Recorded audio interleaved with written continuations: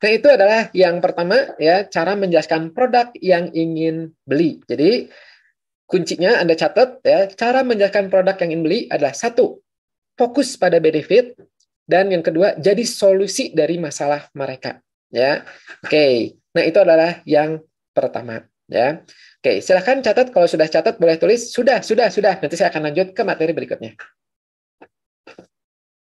Catat ya supaya nempel ilmunya. Sudah. Canggih. Catat kalau bisa dicatat ya, karena beda gerakan tangan sama ini. Foto saya nggak yakin tuh kapan lagi Anda akan ngelihat lagi hasil jepretan fotonya. Direkam, apalagi direkam ya. Kapan mau nontonnya lagi? Nggak ada. Hanya keinginan ya. Oh, nanti kayaknya. Biasanya sih kalau dari statistik yang saya kumpulkan ya, tes pribadi ini mah itu biasanya rekaman-rekaman jarang ada yang nonton kembali ya. Jadi kita tuh merasa secure kalau kita punya rekaman ya, tapi ini efek psikologis juga ya. Orang itu kalau merasa itu sudah punya ya, rasanya tuh nanti ya. Makanya ya, Anda sebagai penjual itu manfaatkan momen-momen flash sale ya. Hanya hari ini, besok harga naik ya. Itu tujuannya apa? Supaya ya itu ya, orang tuh wah besok harga naik, harus sekarang gitu ya. Jadi apa namanya? Usahakan ya, saat ini adalah kapan waktu terbaik bagi Anda untuk belajar adalah sekarang, saat ini, bukan nanti. Ya, jadi sekarang mumpung lagi belajar, ya anggap aja kita nggak akan ketemu lagi, ya anggap aja Anda nggak akan ngelihat lagi ya rekamannya. Jadi sekarang benar-benar dicerna dengan baik. Dan salah satu yang bisa membuat nempel di otak yaitu dengan mencatat. Ya, meskipun ini nggak dibaca lagi catatannya, ya, tapi lebih kuat nempel di otaknya. Ya gitu. Oke ya. Jadi silakan tulis ya. Ilmu ke-1, cara menjelaskan produk yang bikin orang ingin beli itu adalah fokus pada benefit dan jadi solusi dari masalah mereka. Ya. Nah, sekarang kita masuk materi kedua. Ya. Wah, ini luar biasa ya. Ini masih 200. Nah, sekarang kita masuk ke materi yang ini. Ini mudah juga Anda aplikasikan. Ya. Yaitu adalah dua cara super efektif untuk mempengaruhi orang lain. Konsumen, tim kerja, karyawan, pasangan, bahkan murid, anak-anak juga bisa ya dengan ilmu ini nih ya. Nah, jadi gini, kita yang membuat kita bergerak itu ya, itu secara psikologis tuh kalau digeneralisir itu hanya dua sebenarnya ya, yang membuat Anda ikut ngelihat webinar ini nggak jauh-jauh dari dua. Yang membuat Anda itu pergi ke kantor nggak jauh-jauh dari dua. Ini ya dua apa ya? Dua ini ya, dua poin ini. Yang membuat Anda nikah itu nggak jauh-jauh dari dua ini. Yang membuat Anda itu beli sesuatu nggak jauh-jauh dari dua ini. Yang membuat konsumen Anda membeli produk Anda nggak jauh-jauh dari dua ini. Ada yang tahu dua ini apa dan apa? Apa dan apa? Ya.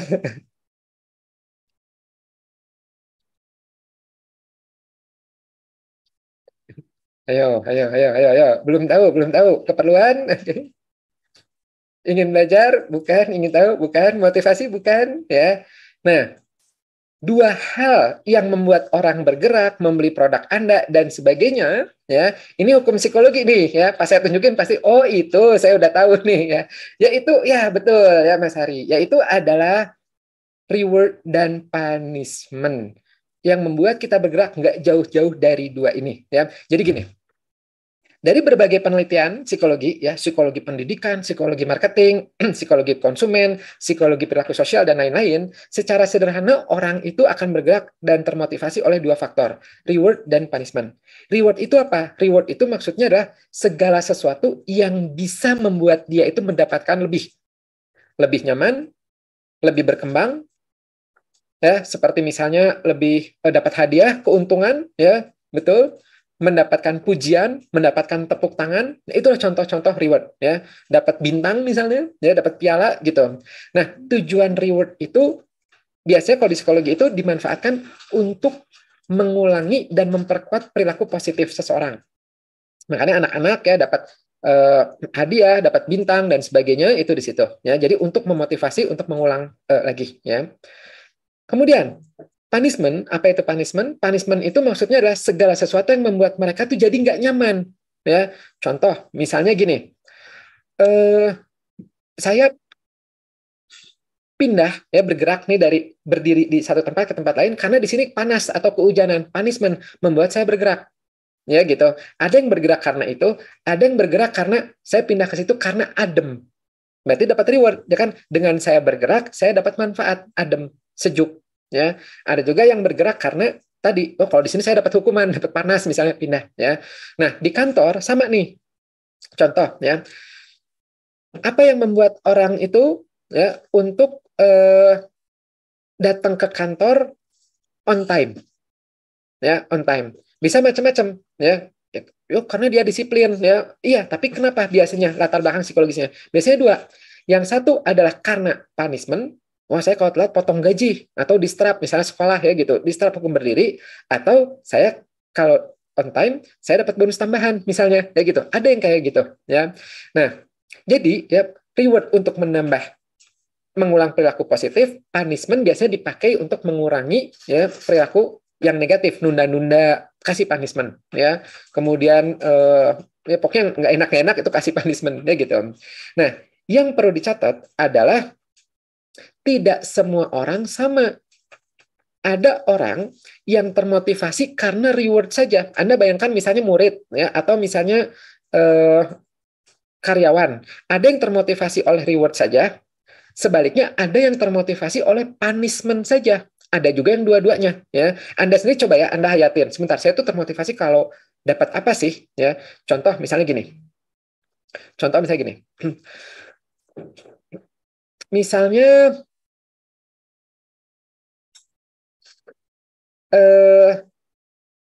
absen aja tadi, ya gitu. Misalnya masuk pagi tadi, ya gitu.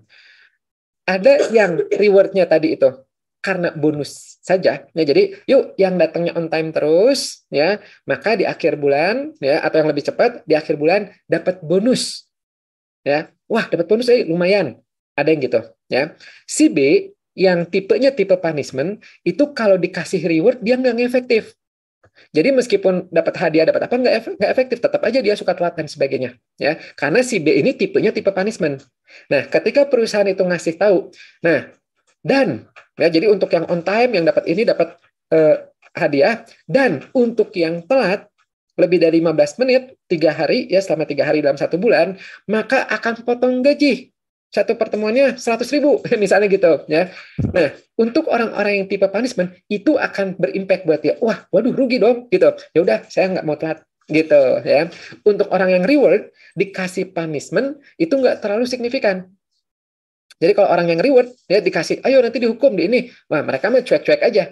Kan suka ada tuh siswa ya mahasiswa karyawan gitu yang udah dikasih punishment tuh nggak efektif, nanti potong gaji tetap aja telat, nanti disetrap tetap aja gitu ya gitu, karena dia tipe karakternya adalah tipe karakter bukan yang termotivasi oleh punishment. Sekalinya Anda coba, yuk kalau misalnya on time dapat cemilan misalnya ya, makan siang gratis, langsung dia rajin. Oh berarti orang ini tipenya reward ya. Nah karena orang itu ada yang reward dan ada punishment ya, Kang ada nggak yang kan kalau dua-duanya terpengaruh dua-duanya ada tuh ya reward ada punishment ada nggak yang tidak terpengaruh dua-duanya ada tapi biasanya itu orang yang tidak mau bergerak ya yang memang comfort zone banget ya gitu jadi susah kalau kayak gitu ya. Nah meskipun mau nggak mau dia bergerak ya kalau ada punishment ya atau rewardnya gede banget tapi nggak signifikan. Nah karena orang itu termotivasi oleh dua-duanya dan kita biasanya nggak tahu orang ini tipe reward atau punishment, maka sekali lagi ya ketika Anda jualan produk maka usahakan Anda masukkan dua-duanya. Contohnya gimana? Contohnya gini ya. Nih ya, contoh reward dan punishment dalam jualan ya. Di satu sisi Anda bisa memberi reward dalam promosinya Anda ya. Contoh diskon, itu reward tuh ya. Bonus, misalnya bonus buku, bonus pulpen, bonus tas, beli hijab, bonus apa namanya pin misalnya dan macam-macam. Atau harga coret, itulah contoh-contoh reward ya. Kemudian bonus beli satu bonus dua, gratis ongkos kirim ya. Harga spesial hari ini itu contoh reward yang bikin orang itu seneng. Tapi sekali lagi tidak semua orang termotivasi oleh reward. Oleh karena itu, ya, dalam penjualan Anda juga usahakan masukkan punishment-nya kalau memungkinkan. Contoh, misalnya, besok harga naik, ya, barang tinggal 3 pieces lagi, ya, tempat terbatas, diskon berakhir hari ini, kelas terakhir, tidak dibuka lagi, dan sebagainya. Ini contoh-contoh punishment. Meskipun tidak semuanya itu bisa dikasih punishment, ya gitu. Nah, itu adalah contohnya. Ya. Nah, cuman yang perlu penting adalah proporsional. Ya, jadi proporsional itu adalah maksudnya itu ketika kita ngasih reward ya efektif, bonusnya ya jangan beli satu bonusnya 40, aneh juga kan gitu. Punishment juga sama ya, jangan terlalu ini banget, sakit banget. Oke, nah itu adalah ilmu kedua hari ini ya. Sama tulis lagi ya, jadi dua cara super efektif untuk mempengaruhi orang lain yaitu adalah reward dan punishment. Nah, silakan tulis lagi ya kalau sudah, catat sudah.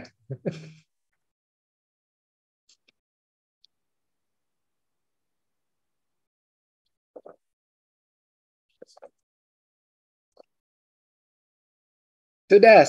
Oke. Alhamdulillah sudah ya. Ngomong ini bermanfaat nggak sih ilmu ini? Manfaat ya, insya Allah, alhamdulillah ya kalau manfaat. Nah, makanya nanti standby terus ya setiap Kamis ya Mas Joni ya, gitu setiap Kamis nih ya. Jadi PT Pos suka ngadain kelas-kelas seperti ini ya, dan berbagai variasi itu ya. Ada tentang iklan ya, tentang digital marketing gitu. Stay tune terus ya. Oke, nah ini kalau saya lihat ini waktunya 10 menit ya. Nah, saya coba tanya dulu ya ke Mas Joni, apakah mau nambah satu materi lagi atau mau tanya jawab? Nah, Mas Joni mungkin boleh. Nomor satu aja. Tambah satu lagi ya. Oke, ya. Lanjut. Oke ya. Oke, kita lanjut lagi. Ya, ini sebenarnya ada banyak banget ya. Saya coba pilih yang bisa langsung Anda aplikasikan. Eh, nah, ini aja deh. Yang panah. Ya, yang panah nih. Ya, yang panah. Jadi gini. Ketika Anda itu menjual sesuatu, ya mengiklankan atau kayak link, ya kayak misalnya nih, ya hadiri kelas webinar kami, ya gitu. Ini link Zoom-nya. Nah, itu usahakan itu gunakan panah atau jari, ya Anda gini, ya. Ini simple, tapi ternyata setelah saya baca penelitiannya, wih, ternyata ngaruh juga ya, gitu ya. Kita coba ya simak nih seperti apa nih, ya. Jadi eh, ada penelitian ya, ini tesnya dilakukan Digital Evolution Group ya, pada website klien mereka Hasbro Diamond. Mereka melakukan A/B test ya, gitu. Jadi coba nih website mana yang lebih efektif ya. Yang A itu adalah tanpa panah ya, kalau Anda lihat di sini buttons-nya tanpa panah. Yang B ini itu dengan panah ya, seperti ini. Nah, setelah sekian waktu ternyata berapa jumlah orang yang klik, ternyata ada perbedaan. Yang tanpa panah ini yang white button itu berarti yang ini ya, itu dari 13,4% menjadi 17,1%. Dan yang ungu ya, yang soft no, itu dari 4% menjadi 4,9%. Ya. Nah, peningkatan kalau dalam dunia bisnis, apalagi dalam dunia internet ya, dunia ini itu peningkatan 1% aja tuh itu bisa berimpact luar biasa. Ya, gitu. Apalagi kalau faktor pengalinya banyak. Ya. Contoh misalnya yang datang ke tempat kita, ke website kita, sebulan misalnya 10.000. Ya. Naik 4% aja tuh itu lumayan, ya kan gitu. 400 orang yang klik, ya kan gitu. Potensinya ya bisa naik lagi, ya kan gitu. Itu menggunakan panah ini. Contoh lagi, ini dilakukan ya oleh Monetage ya. Nah, dia ada website ya. Ini sebelumnya dia tidak menggunakan panah ya, jadi mengisi apa namanya? Jadi 13 website testing wins ya kan gitu. Nah, kemudian yang kedua adalah menggunakan arrow, menggunakan panah seperti ini ya di kolomnya ini ya. Nah, ternyata sama nih ya. Impact-nya apa? Tingkat konversinya ya, orang yang akhirnya ngisi itu meningkat tajam sampai 68,3%. Ini keren banget ya. Pakai ya, pikirin. Oh, gitu ya, gitu ya. Kita coba lihat lagi. Nih, ini di nggak tahu ini bahasa apa nih, Prancis atau Eva Information ya, dari unbounce.com ya, di tahun 2013 mereka melakukan A/B test ya ke perusahaan website di Denmark ya. Yaitu adalah website tentang jual beli handphone bekas ya. Nah, ini adalah hasilnya ya. Nih, kita lihat ya, ketika dia itu tidak memakai call to action, di tombol call to action-nya tidak memakai panah, itu conversion-nya berkurang 12,29%. Sama, ini gede banget. Ya, gede banget. Kalau Anda ada yang ngerti tentang statistik ya penjualan, ini tuh luar biasa banget ya. Nah, jadi lumayan ya dengan CTA, berarti secara nggak langsung kalau kita balik meningkatnya ya 12,29% ya. Jadi selisihnya di situ ya. Luar biasa banget. Nah, bagaimana Anda bisa mengaplikasikan ini? Macam-macam. Contoh misalnya ya. Nih, kalau misalnya Anda punya website ya, jangan lupa klik ini daftar sekarang juga ya, klik di sini. Ini tombolnya ke atas karena tombol utamanya itu ada di atas ya. Kemudian ya, saya mau daftar harga diskon ini. Lihatin, dipakai panah di sini ya, dipakai juga panah di sini ya. Free webinar ya. Tuh, ya, daftar gratis pakai panah. Ya, harus pakai panah ya. Kemudian nih daftar pakai panah, panah ya, klik di sini untuk pesan ya, pakai ya nih. Ya, atau tombol mouse kayak gini bisa ya. Atau kalau enggak bisa juga contoh seperti ini. Nih ya. Nih, kalau kita lihat di sini ya.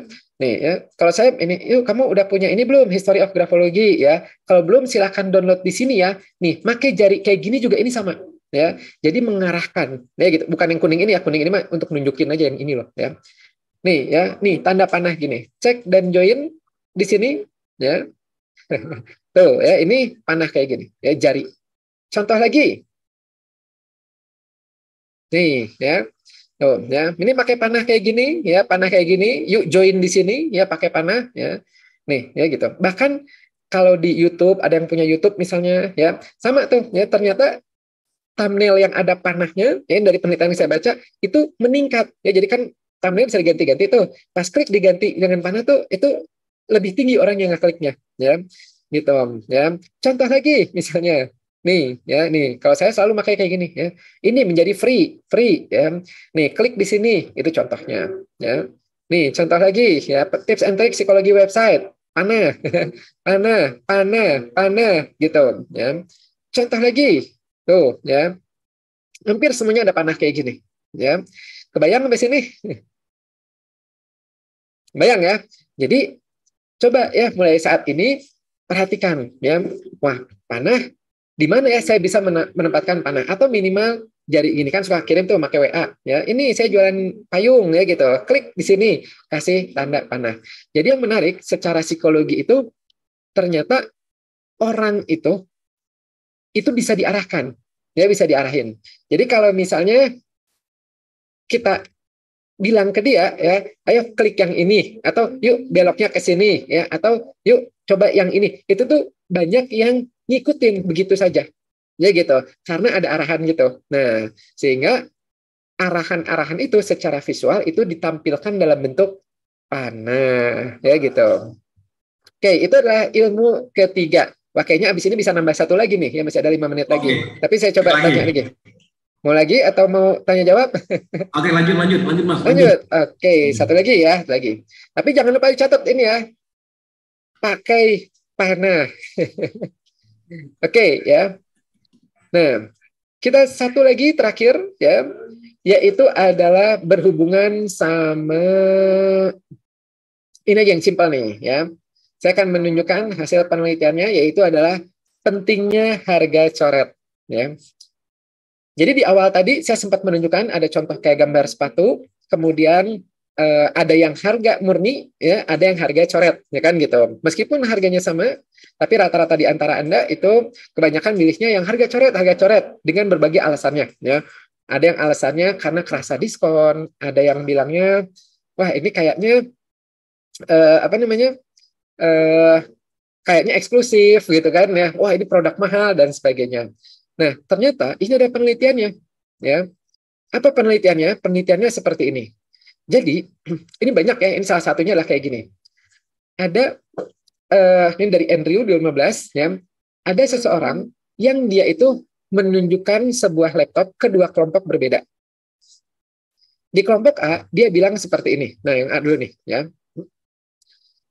Menurut Anda, apakah laptop ini ya yang mau dia jual berkisar $10.000? $10.000 itu berarti anggap aja 150 juta ya. Menurut Anda, ini ke kelompok A nih ya. Ini saya punya laptop ya, misalnya ini gitu ya. Nih, saya punya laptop ya misalnya gitu. Nah, menurut Anda apakah ini harganya 150 juta? Kelompok A pada bilang, bukan, bukan, wah nggak mungkin kayaknya gitu. Oke, menurut Anda berapa harga laptop ini? Ya, kemudian kelompok A itu dia ngirim tuh, ya, oke sarannya mungkin berapa, berapa, berapa ya. Saya akan tunjukkan nanti ya, gitu. Saya keep dulu nih, kata kelompok A gimana. Kemudian si peneliti ini dia ke kelompok B. Nah, di kelompok B juga sama, ya. Di kelompok B dia nanya, klik, dia datang, dia nanya, B, menurut Anda, apakah laptop ini berkisar $100, 100 sekitar 1,5 juta, ya? Kelompok B bilang, enggak, gitu. Berapa menurut Anda? Menurut saya segini, segini, segini, segini. Oke, ya kayaknya lebih mahal dari $100. Oke, ya. Nah, jadi kelompok A memberi kisaran harga, kelompok B memberi kisaran harga juga. Tebak, sebelum saya tunjukkan, menurut Anda mana secara rata-rata yang kisaran harganya lebih tinggi, yang kelompok A atau yang kelompok B?